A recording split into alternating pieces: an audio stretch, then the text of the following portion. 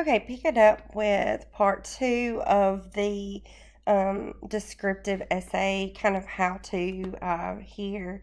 I just finished discussing the introductory or the topic sentence for your body paragraph 1, and you want to do that with every single body paragraph.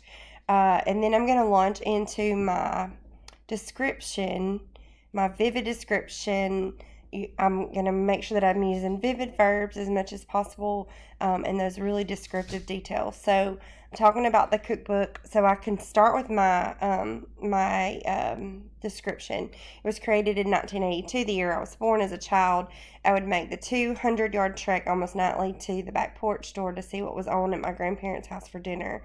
I would lick every spoon, sample every dish. My grandmother Jo's own built-in quality control. Everything in their house always smelled faintly of cinnamon and her Jergens lotion, original cherry almond scent, so the old cookbook was no exception. The pages, dog-eared and worn, bear carefully handwritten adjustments to her favorite recipe and the faint stains from the drips of this sauce or another that were hastily scrubbed away. The crazy thing is that she did not even need the book. She knew every recipe by heart, and she patiently showed me how to create each one exactly how she did, standing there in our matching apron side by side at the stove. She was the best cook I have ever known. Her greatness was a testament to how much she loved cooking for her family. It was her passion, her gift to others. All that love and passion now exists solely in that cookbook and in my memories that time we spent together around the stove. I learned a lot about love and life from that cookbook and in that kitchen. Okay, so you see how I've made my details. I filled those into the center, and then I came around to make my my concluding sentence circle back around to the cookbook and to the topic, my overall topic of my essay. Okay, I'm going to follow that same formula with no matter how many more paragraphs I use, body paragraphs. I'm going to follow that same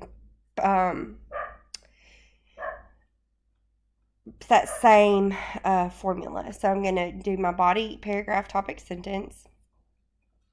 Taking a big part of one while my grandparents' living room was a 6-foot long, 2-foot wide 1964 Z940 model record player and radio console. My granddaddy was born with a song in his heart and on his lips, and there's not a time that I can recall when I was little that he was not singing or whistling. Sometimes he made up his own songs. Those were always the best. But most times they came from his amazing repertoire of songs he knew by heart.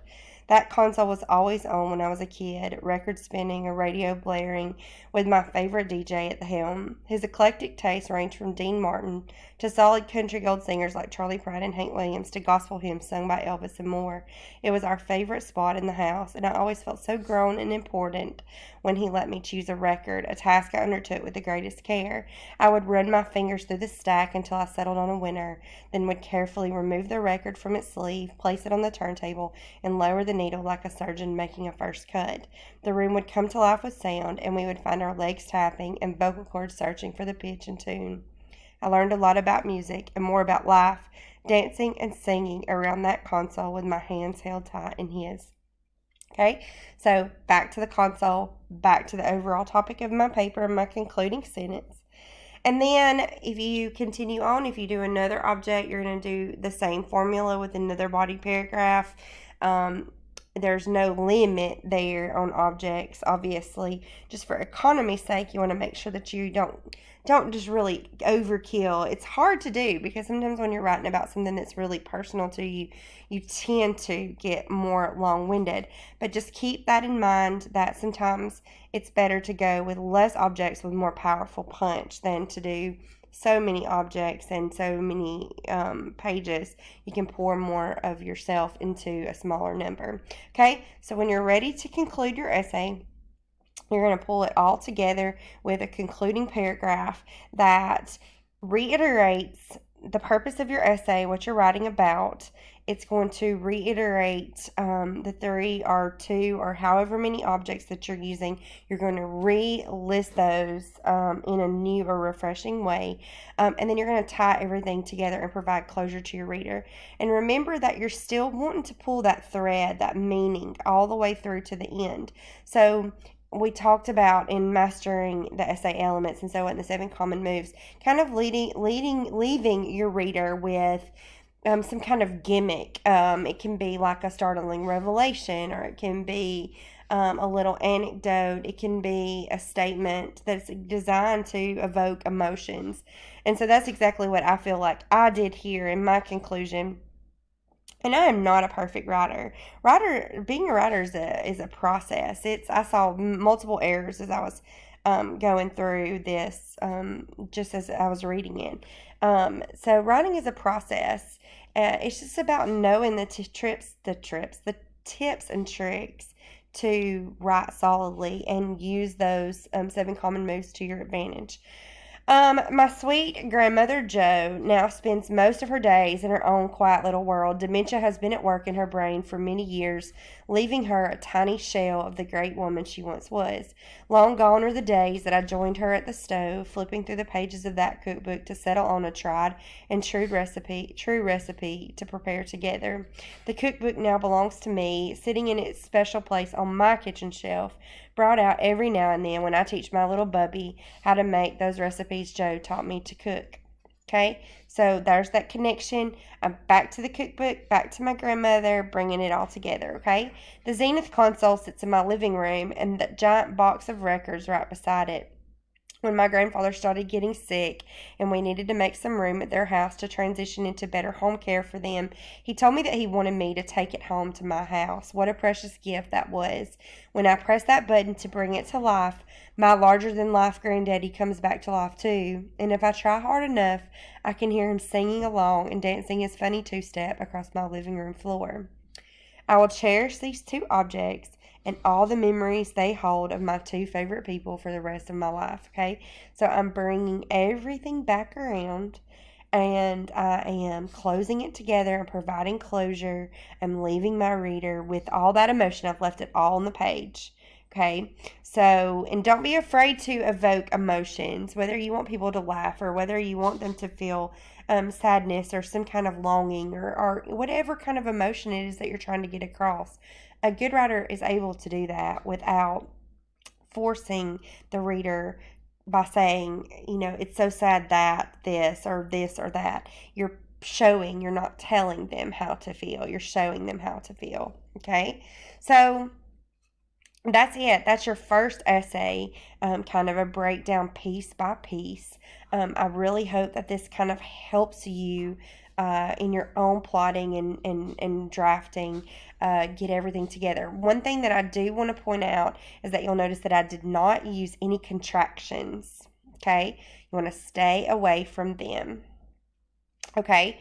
Contractions are not formal. In formal writing, we're going to avoid contractions at all costs. The second thing that you want to make sure that you do is for this one and the next one, you want to use first person or third person as much as possible. It is a personal essay, so first person, I, me, and my are going to be your main sources of speech, or of choice, I guess, of narration. But third person is also okay, like if you're talking from the viewpoint of a person, the person that you're discussing, that's fine too.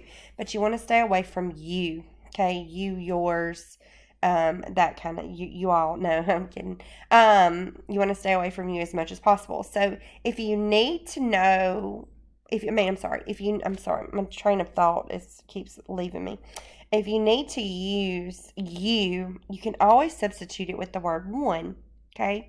They say one never knows what he or she has until it's gone. That's the other thing that I wanted to point out. So you have to be careful that you are always choosing the correct pronouns and pronoun antecedent. And we'll go into that a little bit in more detail in the next unit. But I just wanted to point this out, that when you use a singular pronoun like one, you always use the pronoun, when you use a singular antecedent, you always use the pronoun he or she. Or you can decide that you want it to be all she's or all he's, and you keep that pattern throughout the whole thing. Since one is singular, the correct pronoun here is he or she. Okay? Or he, just he, has until it's gone, or she. And you have to keep that same one if you don't use he or she. Okay? It's easy for us to say one never knows what they have until it's gone, but that's not correct. And I think several of you mentioned in your in your discussion board post that you struggled with that. So that's just kind of a hard and fast rule. If it's a singular antecedent like one, it's he or she, or choose one or the other and not they. Okay? And again, we'll discuss that a little bit greater detail in the future, in the upcoming weeks. Okay, as always, if you have any questions or concerns, I hope that I've been timely with my emails. I am home for a little bit, so I'm going to be a little bit quicker to respond, hopefully, but than normal. But I usually do try to get back to you as quickly as possible on your emails when you're sending them to me. So if you just don't hesitate to contact me if you need anything, and I look forward to reading what you come up with in another week. And don't forget to go and check out that Essay Resources Help Desk. Take a look at that successful essay checklist and all the things that I'm going to be grading you on, and take a look at introductions and conclusions and balancing details and organizing your paper. All those things that I've made screencast on to kind of just give you a little bit more information. Okay, I'll talk to you soon.